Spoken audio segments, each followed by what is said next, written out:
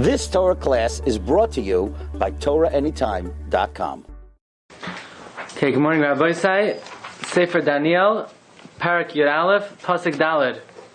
We've mentioned that Alexander rose suddenly to power. He became the emperor at the age of 20 years old. Most people, they're first learning how to drink. And Alexander already ruled the world. In 12 years, he overtook the whole world. But after his untimely death, after only 12 years, his empire was split up among 4 generals. Right? Who are the 4 generals? Tamai took what? Tamai took Egypt. Seleucus took Assyria and Babylon. Antigonus took Persia and Asia Minor. And Philip, who was Alexander's brother, Philip took Macedonia. Okay, these were the 4. Alexander's dominion was broken up into 4. And so far we learned two different prophecies predicting this. In Perek Zayin, Pasuk Vav, we learned about the leopard with the 4 wings and the 4 heads. That predicted Alexander's empire breaking up into 4. In Perek Ches, Pasuk Ches, the he-goat, which had 1 horn, that 4 horns came out afterwards and replaced the 1 horn. So it is pretty clear that Alexander's empire and the subsequent breakup into 4 parts was predicted now 3 times, because we're in Yud Aleph Daled. Ucha'amdai, and in the height of his power, Tishaver Malchusai, his Malchus will be broken. The Seichatz, it will be divided, Li'arba Ruchas Hashemayim, to the 4 ends of the heavens. V'loila Acharisa, it will not be given to his children. Alexander had how many children? Alexander had 2 sons. Both sons were born posthumously. The 2 sons' names were Heracles, who was an illegitimate son, and Alexander the 4th August, who they were both born posthumously, and both were killed during childhood. So none of Alexander's sons would inherit his power. Okay? V'loila Acharisa would not go to his descendants. They would not rule like him, Asher Mashal. Kisinatesh Malchusa, his Malchus would be uprooted. And be given to, besides the 4 that we mentioned earlier, besides Tamai taking Egypt, besides Antigonus taking Assyria and Babylon, besides Antigonus taking Persia and Asia Minor, and Seleucus taking Assyria and Babylon, and Philip taking Macedonia, others would also, share in the wealth. Okay. Pasuk. Of all the 4 empires who took over Alexander, the one that retained the greatest power was the southern empire, who was ruled by Tamai. Egypt was ruled by Tamai. His correct name was Tamai the First Soter, who was the son of Lagos. He founded the Ptolemaic dynasty, he was the strongest of the 4. And ranking in number 2 was the northern empire, Syria, which was ruled by Seleucus the First Nicator. Okay, not nicotine, Nicator. Okay, so of all the 4. The Talmai was the strongest. Vayechazak Melech HaNegev, the king of the south, was the strongest. Umin Sarav, he was stronger than the north, and stronger than the officers of the north. Vayechazak Olav Umashal. But then, the simple meaning is Vayechazak Olav. The southern empire was stronger than the northern empire. Umashal. Umashal means, and he ruled over it. However, another way to read this, the way the Malbim learns, was that one of his princes will be even stronger than him. In other words, Umin Vayechazak Olav, Umin Sara Vayechazak Olav. One of the officers, one of the princes of the south, will be even stronger than the south. Seleucus, who was one of Tamai's generals, later left Tamai and threatened the southern empire. Okay. Now it's very interesting. After Seleucus became the ruler of Babylon, Seleucus had to flee because of the Persian ruler Antigonus, he actually took refuge with Tamai. But then when Antigonus was put back in his place, Seleucus returned to the north. Okay. Then the pasuk says, Umashal, Mimshal Rav Nemshaltai. His dominion was a great dominion. Now what does this mean? After Antigonus' defeat, Seleucus returned to Babylon, and Seleucus in the north expanded his kingdom eastward to India, westward to Syria, and he built the capital of the north was what? Right? Antioch? Okay. Now we're up to the juicy part. So now we have the southern and northern kingdom. These were the two primary heirs to Alexander. They're constantly fighting. So for instance, Seleucus the first Nicator was the ruler of the north. Tamai the first was the ruler of the south. Who took over after them? After Seleucus the first Nicator, he was taken over by Antiochus the first Soter. And Tamai the first was taken over by Tamai the second. Tamai the second was called Tamai the second Philadelphus. Okay? Not from Philadelphia. Tamai the second Philadelphus. Tamai the second was the son of Tamai the first. And Tamai the second was the one who commissioned the 70 Chachamim to write the Septuagint. Okay? To write what? The Septuagint. Septuagint, right? To Targum Shivim, to translate the Torah that the Gemara Megillah talks about. Okay. Now, there was always fighting between the north of Seleucus and the Ptolemaic Empire. And after the death of Seleucus, there was fighting between Tamai the first and Antiochus the first, and then Tamai the second, Philadelphus, fought with Antiochus the second. However, Antiochus the second, who was called Antiochus the second, Theos, decided to make an alliance with Tamai the second. Okay? So I'm sure, right, you got that down? You ready for the test? Right? You got all the ancient Greek history? Basically, we're up third generation. Antiochus the second and Tamai the second, they sit down, they have a cup of coffee, they said, let's make peace. It's always good to have peace among the Goyim. And they decided to make the following peace treaty. Now listen to what they did. The best way to make peace is through marriage, or at least that's what people think. Right? People think marriage is going to make peace. Little do they know. Little do they know. So what happens? Look at Pasuk Hey. Look at Pasuk Vav. Okay? This is where we're up to last time. Ulekate Shanim, at the end of years, Yischabaru. They decided to get together. After fighting for so many years, Antiochus II decides to make an alliance with Tamai II, Philadelphus. And what do? Uvas Melech Hanegev, the daughter of the king of the south. Who's the king of the south? Tamai II, Philadelphus. Tamai II succeeded in influencing Antiochus II. Now Antiochus II was married to a woman by the name of Laodice. Remember this? Laodice. Laodice was the loyal wife of Antiochus. And Tamai said, what are you married to this woman, Laodice? You think she knows how to make a good cholent? Wait till you see the cholent that my daughter knows how to make. My daughter, by the name of Berenice, she knew how to make, she's a good cook.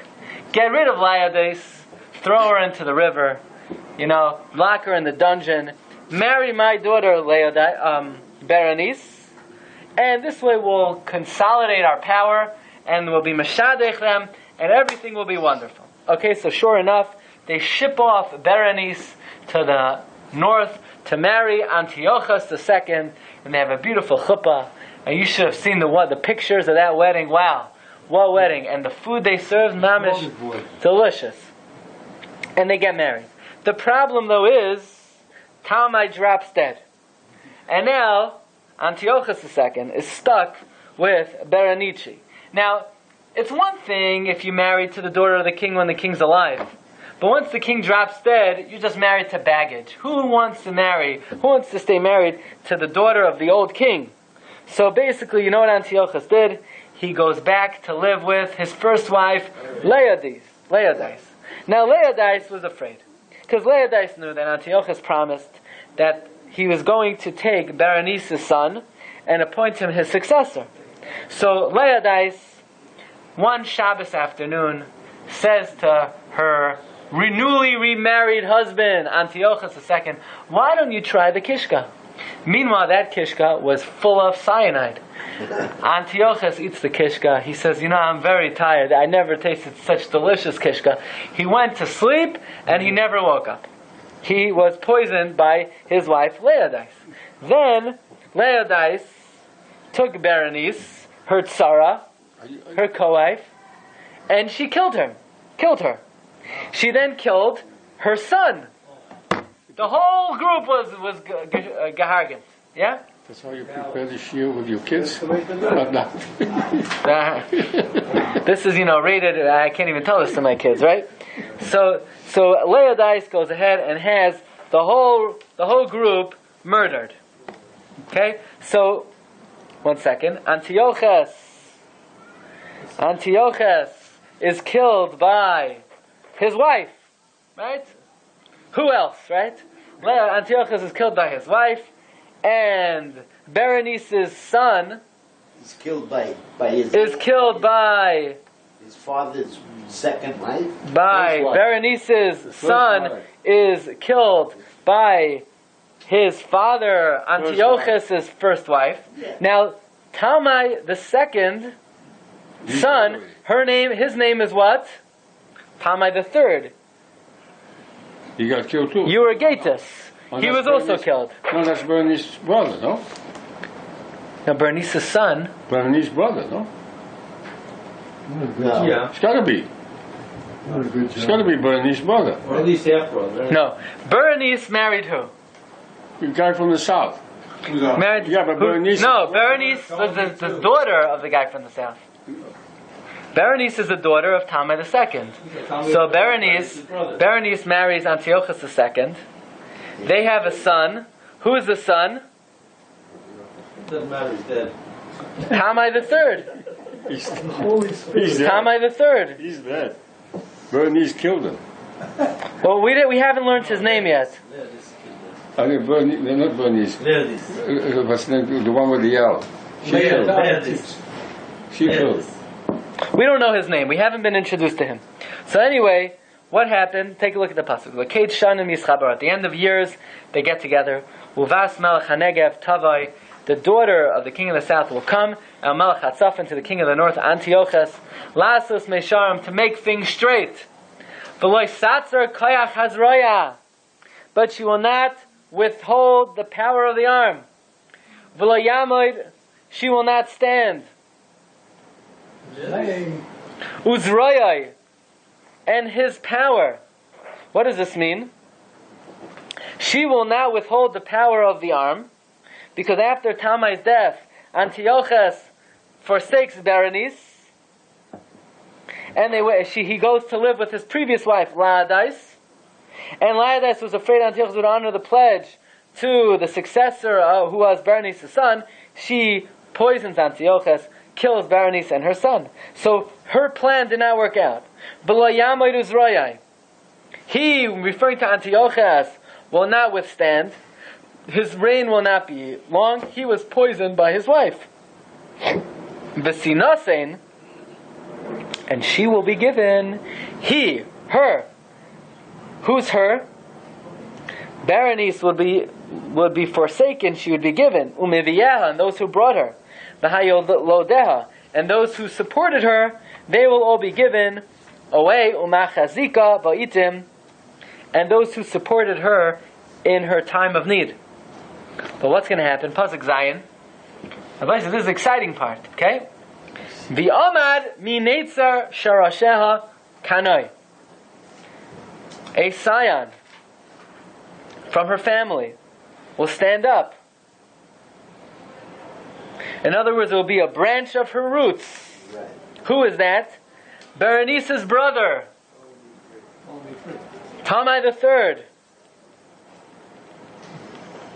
Yurgates, will succeed his father, Tamai the second, Philadelphus. And Vayava Yel Chayil, he'll come to the army. Now what's this talking about? When Berenice realized that her husband was dead, who was her husband? Antiochus II, and that her life was in peril, she ran away to the fortress in Seleucia, and she rallied those who were faithful to her. But Talmai III, her brother, came too late to save her life, but there were people who were still faithful to her, and he rounded them up. V'yavai b'mais, he entered the stronghold. Talmai III from the south captured the northern kingdom of Seleucus and Antioch, v'asabahem, and he succeeded them. Now it's very interesting. The Malbim writes, take a look in the Malbim Pasuk Zayin. The Malbim writes that V'gam ba b'mois melech Hatzaf, and he came to the fortress of the king of the north. Shalakach miyad Selikos, who he took from who? Seleucus. Sarvinus ben Antiochus Teos. So Antiochus Teos. Who is Antiochus Teos? He was the husband, Antiochus II, the husband of Laiadais, and the Malbim says that he avenged the death of his sister by killing Laiadais. He killed Laiadais.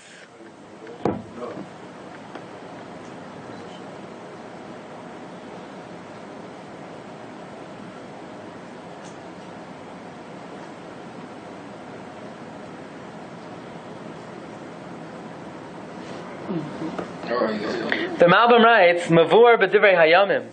It is clear in the ancient Greek works, Ki kasher hirgish baransia shechoshim laharga, when Berenice thought that they were trying to kill her, mimnei oyevea v'hem tzara aleh, so she ran away. Vaz hisoyru amei Aram la'ezrasa, the people of Aram came to her help, and her brother Ayergitus, that was Talmai III, ba b'chai la'ezrasa. In the meantime, she was killed. But meanwhile, the entire land of the north turned over to support the Talmaic dynasty, to avenge her blood. And says the Malbim Shabola Azrasha V'harag es Laiadais Vespina. They went ahead and they killed Laiadais, and they killed Laiadais' son, Seleucus II Callinicus, and they killed him.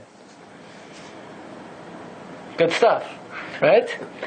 So they avenged the death of Berenice, and they killed Laiadais. Okay. Meanwhile, what happened? So meanwhile, a scion of her roots rose up, who was her brother Talmai III. Pasuk Ches. Begam Eloheihem, and likewise their gods. V'niskeim, with their princes. Imklichem dasam, with their precious vessels. Ketzef, silver, v'zav, and gold. Bashvi yavai Mitzrayim, in captivity will he bring to Mitzrayim. V'hushanim yamad, and for years he will stand mimelech hatzafayim. He will be secure for years from the king of the north. Now what is this talking about? The Egyptian kingdom, that after Talmai III returned victorious to Egypt. Now why was he forced to return? Why didn't he continue in the north, in his campaign in the north? He campaigned in the south. He's the king from the north. Now what happened? What happened? Pasuk Tes. So he returns back, again, Talmai III returns back to Egypt, and he's secure for many years from the northern kingdom. Uva b'malchus melech hanegev. He will enter the kingdom of the king of the south, but v'shavel admaseh, he will return to his land. And what's this talking about? Who will enter the kingdom of the king of the south? The king of the north, who the Malbim already said was dead, but other Mefarshim apparently learned he is alive. Seleucus II, Callinicus, reconquers for himself the provinces of the south, and then, after achieving great victories in the south, he had to turn back to the north, the Malbim says, due to a terrible storm. And when the Malbim says like this: he came to conquer different islands of the south, but a great storm destroyed his fleet, and only the king survived, and he returns in disgrace back to the north. Pasuk Yud, Uvanav Yisgaru. His children, his sons, will disagree and quarrel amongst themselves. The children of Seleucus II, after his death, they made all kinds of wars, and one of the brothers was killed. Now he had two sons. The son of Antiochus II,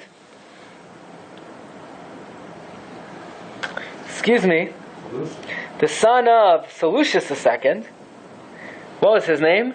Seleucus III Sotar. He had another brother, Antiochus III. They both went to war to regain Asia Minor for the Seleucid kingdom. Or some say he went to fight against Egypt. Seleucus III, the older brother, was assassinated, and now the throne falls to Antiochus III. Okay.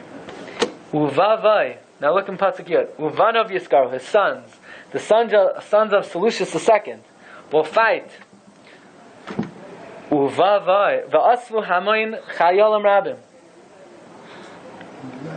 They will gather many, many armies. They will gather many armies. Uvavai. But he will return by himself. Only Antiochus III will return. Not both of them. Seleucus III had died. And now it's up to Antiochus III. After 4 years of reigning, so Antiochus III wants to reconquer the south of Syria, including Israel and Lebanon. Now, who is the Talmai of that time? Talmai number 4. Philopator. Okay, so here the Yichus, there was Talmai the first. Talmai the first was called Talmai the first. Talmai the second, Philadelphus, was the one who commissioned the Septuagint.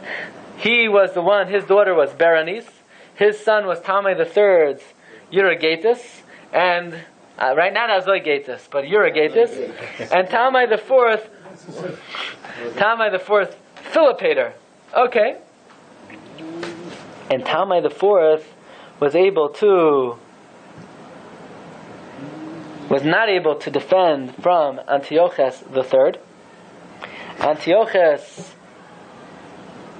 penetrated the north of Eretz Yisrael, but then he, because of bad diplomatic decisions, v'yashav. After deciding to make a treaty v'yashav, he returned back to conquer the rest of Eretz Yisrael. V'yizgara ad ma'uzai. And he antagonized until his stronghold. Antiochus swept through Eretz Yisrael, where he reached Egypt. Now what happened? I'm sure, right, you're sitting on the edge of your seats. Pasuk Yud Aleph. V'yismarmar melech hanegev. The king of the south became embittered. Who's the king of the south? Talmai the fourth. Talmai the fourth was Philopator. Now, Talmai the fourth was a type of guy that how he spent his time. He liked to eat. He liked to drink. He was a drunk. He was into his taivas. He was into his pleasures, and he was a glutton. He was not interested in fighting wars. When you go out to war, the food and the army food was not the same as in the palace. He didn't like it. But surprisingly, he became so embittered he went out to war against Antiochus. He gathered a very large army. How large? Some say even 70,000. And the multitude was delivered into his hand. And Tamai the fourth, which multitude? The multitude of Antiochus. Antiochus' army was delivered into the hands of Tamai, and Antiochus retreated. He left southern Syria. Venisa ha'hamain. But the multitude will feel uplifted. The Egyptian multitude was so thrilled over its victory, and was so happy. They were drunk with success. They felt they destroyed Antiochus, and Tamai reverted back to his usual gluttonous self, and he went to eat and to drink. He should have gone after those northerners and destroyed them. Vehipel ribayos. Even though Antiochus suffered losses of tens of thousands,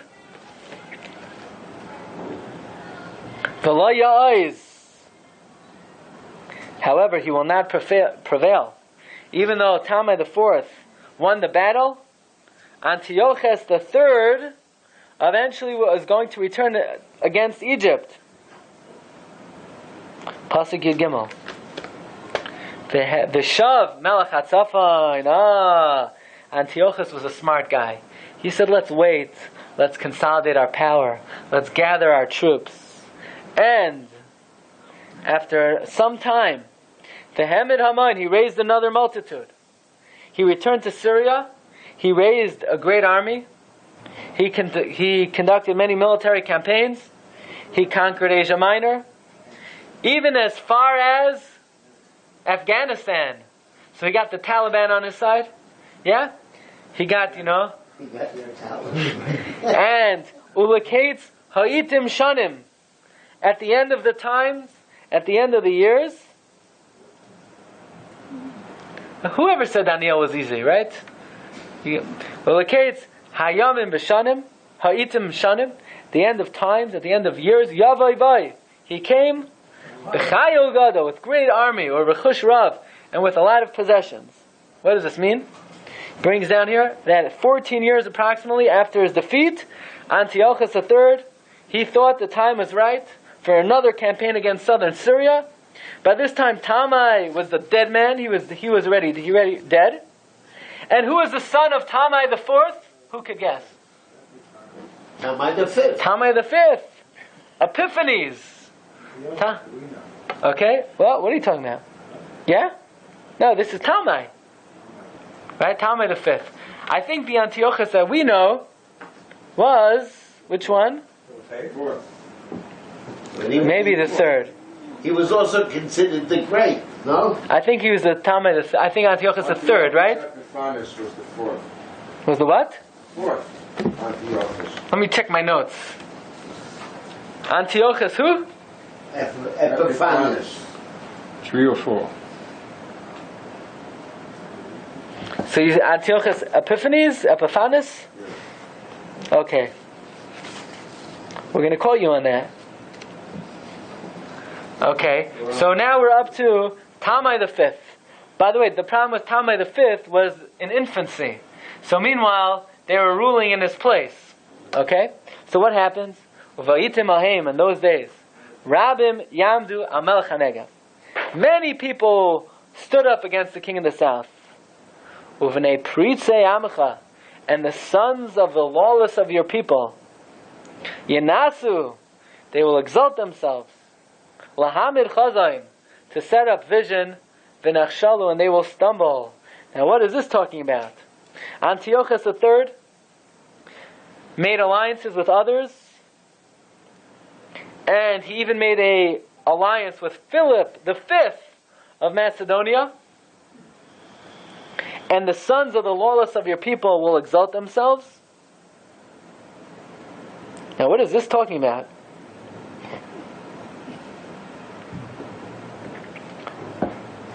What is this talking about?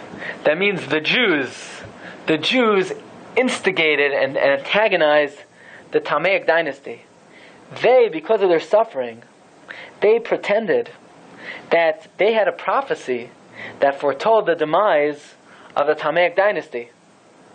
And when the Tamaic dynasty did not collapse, you can imagine what they did to the Jews who were predicting through their prophecies their downfalls. And they thought that the Jews were rebelling against Tamai, and they massacred Jews. Now there's a very interesting comment over here from the Rambam. They have a copy for you.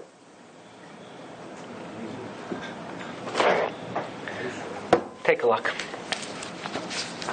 The Rambam has a very unique understanding of this pasuk, where the Rambam learns that this pasuk that says "Uvenei paritzei amacha" is actually a nevuah about Yeshu Hanoitzri, about Yashka, about the Mamzer. Take a look. This is in the Rambam now. If you open up most of your Rambam, this does not appear in the Rambam.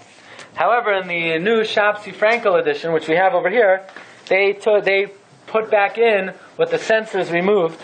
And the Rambam in Hilchos Malachim Perek Aleph Pasuk Dalet says, he talks about Mashiach. How do you know if someone is Mashiach? Yes, there should be many more. Here. Says the Rambam, if a king arises from the Davidic dynasty, he contemplates the Torah. So in other words, the first, somebody says they're Mashiach, the first thing you have to ask them is, are you a politician spending your time, dealing with politics? If you're a politician, you already do not fulfill the number one criteria of the Rambam. And that is, the main criteria of Mashiach is, he should be sitting and learning.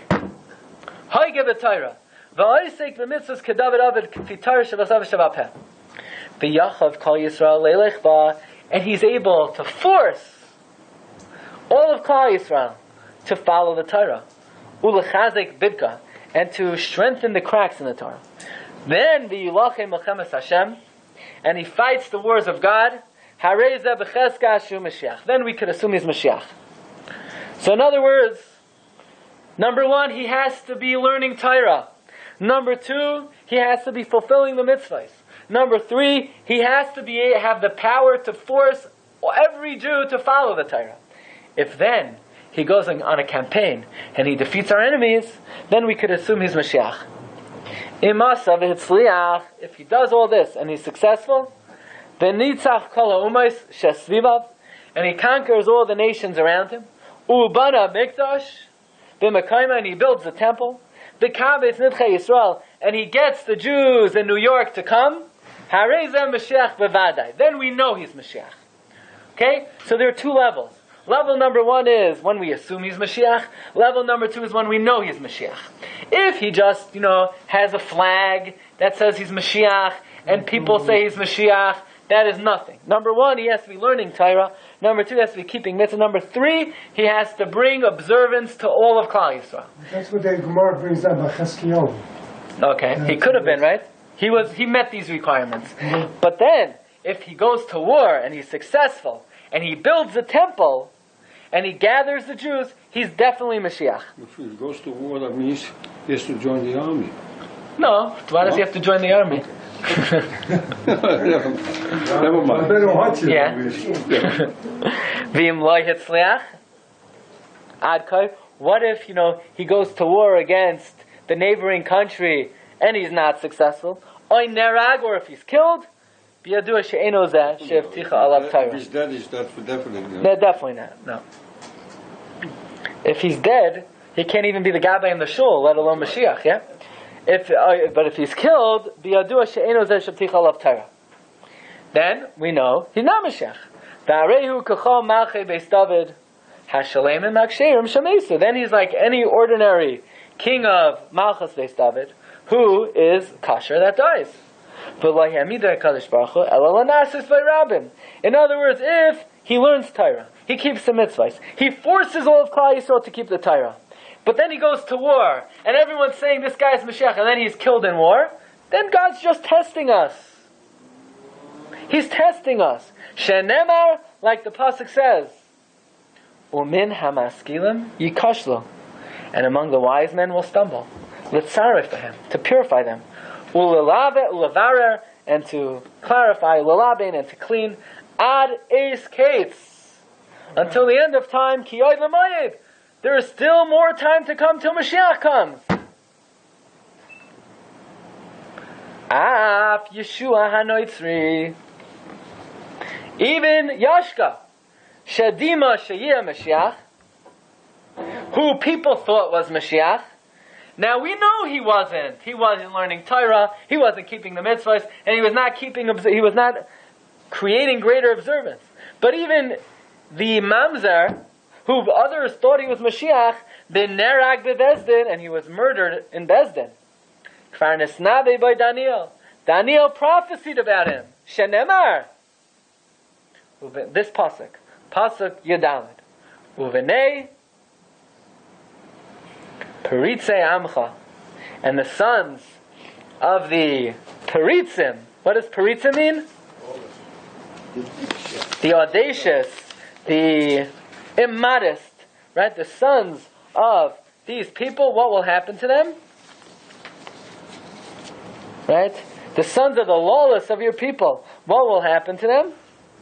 Says the pasuk, Yinasu, they will rise up, Lahamid Chazain, to set up prophecy, V'nuchshalu, and they will stumble. Which son of the Jews created the greatest stumbling block for the Jewish people?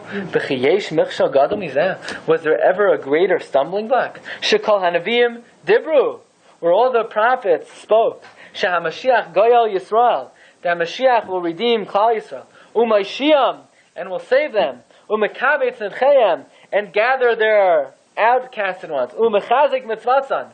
And this Rasha, Garam La'abed Yisrael, Becherev, caused the Jews to be destroyed by the sword. Ulefazer She'erisam, and to scatter their remnants. Ulashpilam, and to make us downcast. Ulahachlef HaTorah, and to exchange the Torah. Ulahates Reva Olam, and to cause most of the world to be mistaken. Lavod Elokami Ba'alei Hashem. So if the pasuk, if Daniel is predicting that a Jew will rise up and create a stumbling block, there is no doubt he's talking about Yashka. Was there ever any greater stumbling block than this man? Where the Nevi'im said that Mashiach will gather in the Jewish people and create greater observance. And he destroyed Klal Yisrael with the sword. And he cast us away. And he spread us out. And he put us down. And he caused the world to be in error. Right? Sometimes these missionaries come. They say, we've come with a message of peace. A message of peace. More people have been killed in the name of Yashka than in any other cause in our history. They ain't coming with peace. It is a religion based on blood. It's a religion based on murder. So ask the Rambam. So why did God make this happen? Says the Rambam. So what was God thinking? The answer is the thoughts of the Creator. In koyach ba'adam lahasigam. Nobody could fathom. Kilo darkenu derachav. Our ways are not His ways. V'lo machshavoseinu machshavosav. And our thoughts are not His thoughts.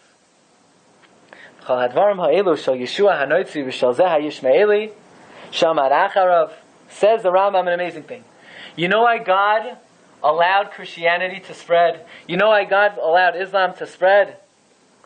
In order for them to have some concept of Messiah, some concept of Torah, some concept of mitzvahs. Even though they distort it, even though the Christians may say that their Savior came. But nevertheless, God allowed these religions to spread. Look what he writes. Einon ela liyashar derech lamelech HaMashiach. It's only to pave the way for the future coming of Mashiach. Umesakin es ha'olam kulai lavid es Hashem b'yachad, so that the whole world could serve God alone. He says, Keitzad. Everyone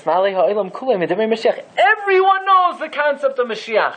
be it the Christians, be it the Muslim world, everybody knows the concept of the Old Testament. Everybody knows Torah. Everyone knows Sinai.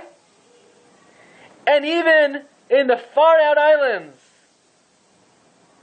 they talk about these things. They talk about Messiah. They talk about Torah. They talk about honor your father and your mother. So what?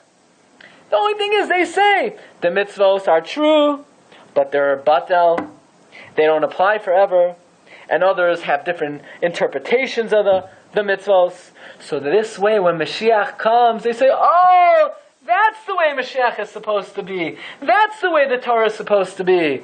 This way, God purposely allowed the false religions to spread, so that when the great day comes, the Goyim will recognize, oh, that's what the Torah is supposed to be about. This is what Shabbos is. This is what Kibbutz Av is. This is what God meant when He said to make a temple. This way, the main principles of the Torah are already spread out to the whole world. And when Mashiach comes, it will be easy for the Goyim who are misled to embrace the truth. And this way, they will recognize v'yodim shesheker nachla v'seim. They will agree and recognize that their parents gave them a false inheritance, and their prophets deceive them, trick them. But this way, when Mashiach comes, the Goyim's minds will already be open to the concept of Mashiach, open to the concept of Torah, and when Mashiach comes, the Mashiach will just set them straight. And as the pasuk says, "Az ehafoich al amim safa berura likroi kulam b'shem Hashem ula avdai shchem echad amen." You've just experienced another Torah class brought to you by TorahAnytime.com.